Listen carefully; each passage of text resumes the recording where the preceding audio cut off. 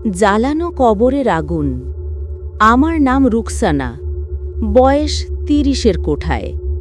আমি এখন ঢাকার উত্তরে এক পুরনো ভাড়া বাড়িতে একা থাকি। ছোট্ট একটা ফ্ল্যাট, সামনে পিপল গাছ, নিচে পুরনো টং দোকান, আর আশেপাশে অদ্ভুত এক নিস্তব্ধতা। কেউ বলে এলাকাটা শান্ত, কিন্তু আমার কাছে এই শান্তিটাই অনেক সময় ভয়ঙ্কর মনে হয়। সবকিছু শুরু হয়েছিল যেদিন পাশের বাড়িটার বৃদ্ধা মারা গেলেন। তিনি ছিলেন মিসেস হালিমা, বয়স প্রায় ৭০ হবে। একা থাকতেন, মাঝে মাঝে আমার দরজায় নক করতেন, শুধু একটু গল্প করার জন্য। বলতেন, মেয়ে, রাতে জানালা বন্ধ রাখিস, হাওয়া ভালো না। তখন বুঝতাম না কেন তিনি এমন বলেন। এখন বুঝি, কিছু হাওয়া শুধু বাতাস না। তার মৃত্যুর দিনটা আজও মনে আছে। বিকেলটা ছিল অদ্ভুতভাবে ভারী। আকাশে মেঘ, বাতাসে কুয়াশা, আর ধূপের গন্ধে ভেসে আসছিল সারা গলি। লোকজন বলল নাকি আগুনে পুড়ে গেছেন। বৃদ্ধার বিছানার পাশেই আগুন লেগেছিল। কিন্তু মজার বিষয়, পুরো ঘর পুড়লেও তার দেহ প্রায় অক্ষত ছিল। শুধু মুখের পাশটা যেন কেউ কয়লার মতো জ্বালিয়ে দিয়েছে। সেদিন রাতে আমি জানালার বাইরে এক টুকরো আলো দেখেছিলাম। মনে হয়েছিল যেন কারোর ছায়া ধীরে ধীরে উঠানে হাঁটছে, যেন আগুনের ছায়া। সেই রাতের পর থেকে আমি ঘুমোতে পারি না। মাঝে মাঝে মনে হয় কেউ আমাকে দেখছে। যখন আলো নিভে যায়, আমি স্পষ্ট শুনতে পাই, রুকসানা। একটা জ্বলে যাওয়া কণ্ঠস্বর, মৃদু আর ভাঙা। প্রথমে ভেবেছিলাম হয়তো মানসিক চাপ, অফিসের কাজ, নিঃসঙ্গতা, নতুন জায়গা, এসবের প্রভাব। কিন্তু পরদিন সকালে যা ঘটল তা যুক্তি দিয়ে বোঝানো যায় না। আমি রান্নাঘরে গিয়ে দেখি গ্যাসের চুলা নিভে গেছে, কিন্তু চুলার চারপাশে ছাই ছড়িয়ে আছে, আর মেঝেতে লেখা আঙুল দিয়ে কালো ধোঁয়ায় লেখা, আমি এখানেই আছি। হাত কাঁপছিল আমার। আমি জানি না কেন, কিন্তু আমি সেই লেখাটা মোছার বদলে তাকিয়েছিলাম বেশ কিছুক্ষণ। মনে হচ্ছিল অক্ষরগুলোর ভেতর থেকে একটা তাপ বেরোচ্ছে, যেমন পুড়ে যাওয়া কাঠের গায়ে থাকে। সন্ধ্যায় নিচের দোকানের বৃদ্ধ মালিক কাশেম চাচা আমাকে দেখে বললেন, আপা, আপনি রাত বিরাতে জানালা খুলে রাখেন না তো? আমি বললাম, না চাচা, কেন? তিনি নিচু স্বরে বললেন, হালিমা আপার ঘর যেদিন পুড়েছিল সেদিনও জানালা খোলা ছিল। আগুনটা নাকি জানালা দিয়েই ঢুকেছিল। তারপর একটু থেমে খুব নিচু গলায় বললেন, লোকজন বলে ওই আগুনটা মানুষে ধরানো না। সেই কথাটা মাথায় ঘুরছিল সারা রাত। আগুন, কিন্তু মানুষে ধরানো না। আমি এখন প্রায় প্রতি রাতে একই স্বপ্ন দেখি। মিসেস হালিমা দাঁড়িয়ে আছেন তার জ্বলে যাওয়া ঘরের সামনে। তার মুখটা আগুনে গলে গেছে, কিন্তু চোখ দুটো ঠান্ডা, গভীর। তিনি বলছেন, আমাকে কবরেও শান্তি দেয়নি ওরা, রুকসানা। তারপর হঠাৎ মাটির নিচ থেকে আলো বেরিয়ে আসে। কবরের ভেতর আগুন জ্বলে ওঠে, জ্বালানো কবরের আগুন। আমি ঘেমে উঠে বসি, ঘড়িতে দেখি রাত ৩:07। এমন সময় পাশের দেয়াল থেকে একটা ঠক শব্দ। মনে হলো কেউ ওদিক থেকে টোকা মারল ৩ বার। আমি চুপচাপ দরজার দিকে তাকিয়ে রইলাম। বাতাস থেমে গেছে, কিন্তু গলার নিচে একটা ভারী শীতলতা নামতে লাগল। পরদিন সকালে সিদ্ধান্ত নিলাম ওনার ঘরটা দেখতে যাব। লোকজন বলে এখন সেটা খালি, কিন্তু আমি জানি কিছু খালি দেখালেও আসলে খালি থাকে না। আমি দরজার সামনে দাঁড়িয়ে নক করলাম, কোনো সাড়া নেই। দরজাটা আধ খোলা। আমি ধীরে ভেতরে ঢুকলাম। ঘরের ভেতর পুরনো ধোঁয়ার গন্ধ, আর এক কোণে পুড়ে যাওয়া কাঠের মতো দাগ। বিছানার পাশে মেঝেতে কিছু ছাই জমে আছে। আমি নিচু হয়ে দেখি ছাইয়ের ভেতর কিছু যেন নড়ছে। চোখ কুঁচকে তাকাতেই বুঝলাম একটা ছোট কাঠের চুড়ি, যা ধীরে ধীরে গরম হয়ে উঠছে। আমি হাত সরাতেই হঠাৎ বাতাসে আওয়াজ, খুব মৃদু, কবরের আগুন নেভে না রুকসানা। আমি ছিটকে দরজার বাইরে বেরিয়ে এলাম, কিন্তু যাবার আগে চোখে পড়ল দেয়ালের এক কোণায় অদ্ভুত কালো ছায়া, যেন কেউ দাঁড়িয়ে তাকিয়ে আছে একটানা। সেদিন রাতে আমি ঘুমোতে পারিনি। বাইরে বজ্রপাত হচ্ছিল, আর হঠাৎ করে বিদ্যুৎ চলে গেল। মোমবাতি জ্বালাতেই দেখি জানালার ওপারে একটা মুখ অন্ধকারে জ্বলছে অগ্নিরঙা আলোয়। আমি চিৎকার করতে চাইলাম, কিন্তু গলা শুকিয়ে গেল। ছবির মতো দেখলাম মিসেস হালিমা তার জ্বলে যাওয়া মুখ নিয়ে জানালায় দাঁড়িয়ে আছেন, আর ঠোঁট নড়ায় বলছেন, সেই রাতটার পর থেকে আমার জীবনে যেন সময় থেমে গেছে। দিনে সব ঠিকঠাক, অফিস, মানুষ, হাসি, কিন্তু রাতে রাতে আমি যেন অন্য এক জগতে ঢুকে যাই। প্রতিদিন রাত ৩টার দিকে ঘড়ির কাঁটা থেমে যায়, ঠিক ৩:০৭, সেই সময় যেদিন হালিমা খালা মারা গিয়েছিলেন। আর জানালার পাশে বাতাস ভারী হয়ে ওঠে। প্রথম কয়েকদিন শুধু আওয়াজ শুনতাম, চুলার নিঃশব্দ গুঞ্জন, মৃদু ছাইয়ের শব্দ। কিন্তু এখন আমি গন্ধটাও টের পাই, জ্বলে যাওয়া মাংস আর ধূপের মিশ্র গন্ধ। এমন গন্ধ যা শরীরের ভেতর ঢুকে থাকে। যতবার নিঃশ্বাস নিই ততবার মনে হয় আগুনের ধোঁয়া ঢুকছে ফুসফুসে। আমার বান্ধবী নীরা একদিন হঠাৎ বাসায় এলো। ও আমাকে দেখে ভয় পেয়ে গেল। বলল, তুই ঠিক আছিস তো? চোখের নিচে দাগ পড়েছে, চুলগুলো কেমন যেন শুকিয়ে গেছে। আমি হাসলাম, কিন্তু সেই হাসির ভেতর ভয়ে লুকোনো ছিল। নীরাকে সব বলিনি, শুধু বলেছিলাম ভয়ঙ্কর কিছু ঘটছে।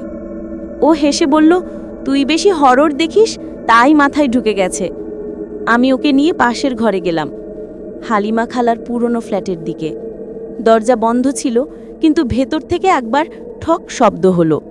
নীরা হেসে বলল, ইঁদুর হবে। আমি কিছু বললাম না। ও চলে যাওয়ার সময় বলল, রুকসানা, কবরের আগুন না, তোর মাথার আগুন নিভা আগে। সেই রাতে আমি ওর কথাই ভাবছিলাম, কিন্তু রাত ৩টায় আবার সেই ঠকঠক শব্দ। এবার সেটা শুধু দেওয়ালে না, আমার বুকের ভেতরেও যেন প্রতিধ্বনি তুলছিল। পরদিন সকালে আমি কাশিম চাচাকে ডেকে জিজ্ঞেস করলাম, চাচা, হালিমা খালার কবর কোথায়? চাচা অবাক হয়ে তাকালেন। ওই তো পাড়ার মসজিদের পেছনে, গাছটার নিচে। কিন্তু কিন্তু আপা, আপনি কেন জিজ্ঞেস করছেন? আমি মিথ্যে বললাম, ফতেহা পড়তে যাব ভাবছি।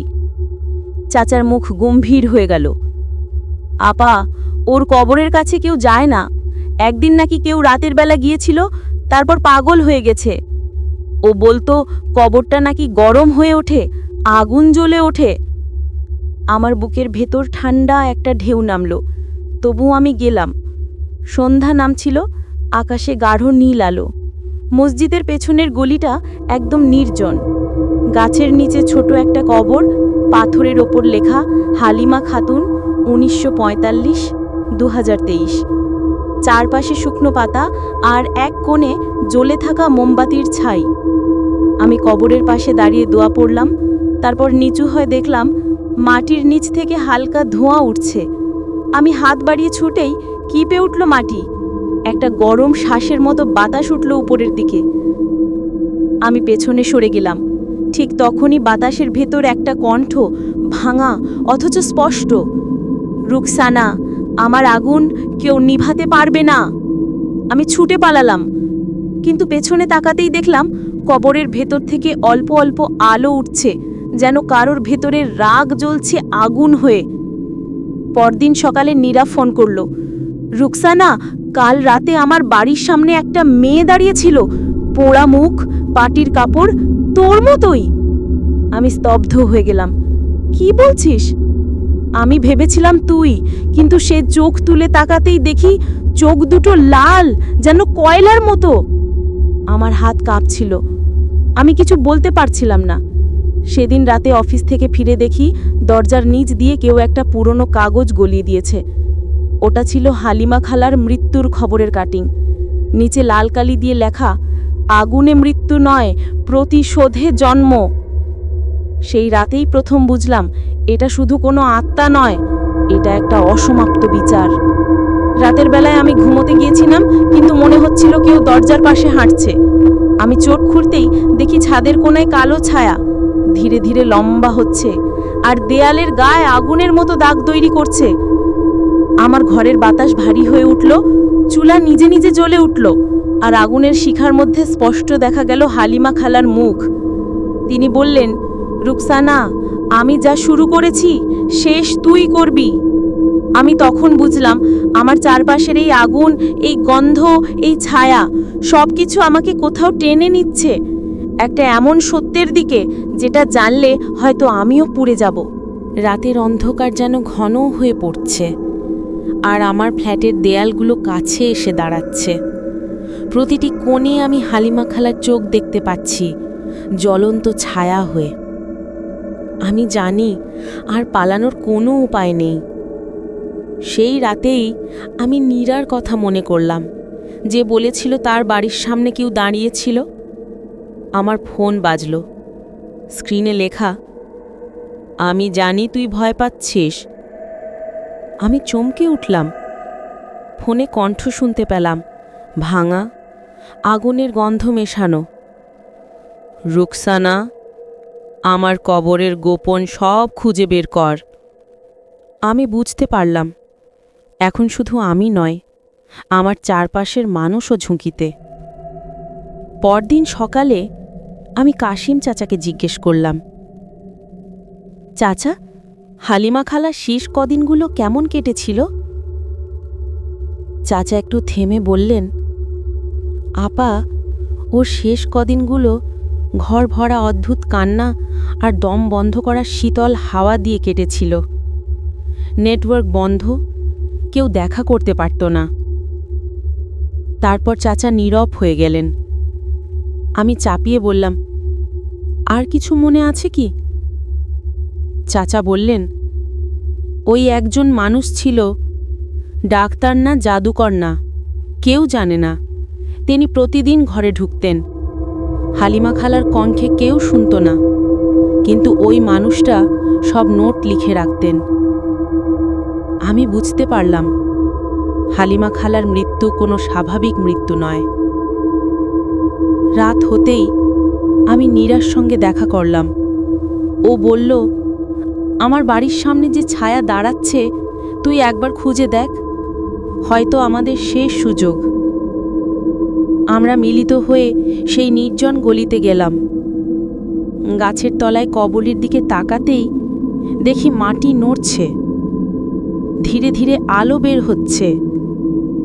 হঠাৎ মাটির ভিতর থেকে গর্জন, একটা আগুনের শিখা উঠে এলো আকাশের দিকে। আমি চিৎকার করতে চাইলাম, কিন্তু নীরা হাত ধরে টেনে বলল, চুপ কর। ও চাইছে আমরা দেখি। মাটির ভিতর থেকে বেরিয়ে এলো হালিমা খালার ভাঙা চেহারা, তার চোখে আগুন, মুখে ক্রুদ্ধ চিৎকার। তিনি বললেন, তোমরা আমার মৃত্যুর সত্য জানো না, তাই আমি থামব না। আমি জিজ্ঞেস করলাম, হালিমা খালা, কি সত্য? তিনি ধীরে বললেন, আমার দেহ জ্বালানো হয়েছিল, কিন্তু আমার কণ্ঠ চুরি হয়েছিল। কেউ চেয়েছিল আমি চুপ থাকব, কিন্তু আমি ছায়া হয়ে রয়ে গেছি, আগুনে, ধোঁয়ায়। এখন আমি মুক্ত হতে চাই। আমাদের চারপাশে বাতাস ঘূর্ণি কাটছে, আর মাটির ভিতর ধোঁয়া আর ছাই এক অদ্ভুত রূপ নিচ্ছে। নীরা চিৎকার করে বলল, রুকসানা, আমাদেরও বাঁচতে হবে। হালিমা খালা ধীরে ধীরে এগিয়ে এলেন। আমি পিছনে সরে যাই, কিন্তু হঠাৎ একটি কণ্ঠ আমার মাথায় প্রতিধ্বনিত হলো, যদি সত্যের মুখ দেখো, আগুন তোমাকে বাঁচাবে না। তখন আমি বুঝতে পারলাম এই আগুন শুধু প্রহরী নয়, এটি বিচারকের আগুন। এবার আর কেউ সাহায্য করবে না। পরের রাতে আমি ফ্ল্যাটে ফিরে এলাম, কিন্তু ঘর খালি ছিল না। প্রতিটি দেয়াল, প্রতিটি আঙিনা, প্রতিটি কোণায় হালিমা খালার ছায়া, তাদের চিৎকার, বাতাসের ঘ্রাণ, আগুনের গন্ধ সব মিলিয়ে এক ভয়ঙ্কর পরিবেশ। আমি বুঝতে পারলাম কিছু সত্য এত শক্তিশালী হয় যে সেটাকে চাপিয়ে রাখা যায় না। হালিমা খালার ছায়া আমাকে অনুসরণ করছে, আমাকে শেখাচ্ছে। এবার আমাকে সিদ্ধান্ত নিতে হবে। আমি কি সত্যের মুখ দেখব নাকি আগুনে নিজেকে ভেসে দেব? ঘরে বাতাস থেমে গেল, কিন্তু জানালার বাইরে আগুনের মতো আলো এখনও জ্বলছে। আমি চোখ বন্ধ করলাম। হঠাৎ চোখ খুলতেই দেখি মাটির নিচ থেকে ধোঁয়া উঠছে আর কানে স্পষ্ট গর্জন। ফ্ল্যাটে ঢোকার সাথে সাথে আমি বুঝলাম এখন আর পালানোর কোনো পথ নেই। প্রতিটি দেয়াল, প্রতিটি কোণ, প্রতিটি ছায়া আমাকে ঘিরে ধরেছে। মাটির নিচ থেকে ধোঁয়া উঠছে, বাতাস ভারী, অন্ধকার যেন জীবন্ত। হঠাৎ এক শক্তিশালী শিখা কক্ষে প্রবেশ করল। আমি চমকে পিছনে সরে গেলাম। সেই আগুনের ভেতর দেখা গেল হালিমা খালার পূর্ণ চেহারা। চুল আগুনের মতো জ্বলছে, চোখ লাল, মুখে ক্রুদ্ধ অভিব্যক্তি। তিনি ধীরে ধীরে আমার দিকে এগোলেন। কণ্ঠটা কাঁপছে কিন্তু স্পষ্ট। রুকসানা, তুমি শেষ দেখবে। আমার মৃত্যু কেউ চাপাতে পারবে না। আমি চিৎকার করতে চাইলাম, কিন্তু গলা শুকিয়ে গিয়েছিল। হঠাৎ আমার স্মৃতিতে ভেসে এলো সব হালিমা খালার শেষ দিনগুলো, সেই অদ্ভুত ডাক্তার জাদুকরের উপস্থিতি, কাগজে লাল কালি, তার গোপন নোট। সব মিলিয়ে এক সত্য স্পষ্ট হলো। হালিমা খালা কোনো সাধারণ মানুষ ছিলেন না। তিনি জানতেন এক গোপন তথ্য যা ধ্বংস করতে চাওয়া হয়েছিল। তাদের ছায়া, তাদের আগুন সবই ছিল প্রতিশোধ, এবং আমি ছিলাম সেই সত্যের সাক্ষী। হঠাৎ ঘরের সব আলো নিভে গেল। আমি কেবল জানালার বাইরে লাল শিখার আলো দেখতে পেলাম। আমি অনুভব করলাম আমার চারপাশের বাতাসের প্রতিটি কণার মধ্যে আগুন প্রবেশ করছে। আমি শ্বাস নিতে চেষ্টা করলাম, কিন্তু মনে হলো আমি আগুনের ভেতরে ডুবে যাচ্ছি। কিন্তু ঠিক তখনই মাটির নিচ থেকে এক শক্ত হাত বের হলো। একটা ঠান্ডা স্পর্শ আমার হাত ধরল। হালিমা খালা বললেন, ভয় পেও না, তুমি সত্য দেখেছ, তাই তুমি বাঁচবে। কিন্তু যতক্ষণ সত্য চাপানো হয়, আমি ঘুমাবো না। আমি চোখ বন্ধ করলাম। শ্বাস ফেলার সাথে সাথে ধোঁয়া, ছায়া, আগুন সব মিলিয়ে এক অনন্ত চক্রে মিলিত হলো। আমি বুঝলাম এই আগুন শুধু দহন নয়, এটা সতর্কীকরণ, এটা স্মৃতি, এটা বিচার। পরের সকাল। ফ্ল্যাটে অদ্ভুত নীরবতা। কেউ কিছু দেখেনি, কিন্তু জানালার পাশে হালকা ছাই ছিল। মাটির নিচে কোথাও ধোঁয়া উঠছে না, হালিমা খালার ছায়া অদৃশ্য। আমি জানি ওরা চলে যায়নি, শুধু অপেক্ষা করছে সত্য প্রকাশের জন্য, প্রতিশোধ সম্পূর্ণ করার জন্য। আর আমি এখন সেই সত্যের সঙ্গে বেঁচে আছি। বাতাসে আগুনের গন্ধ আছে, কিন্তু তা নিঃশেষ।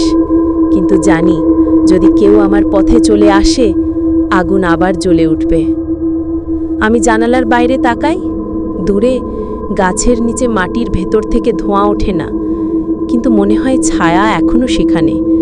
আমি হালকা শ্বাস নিই।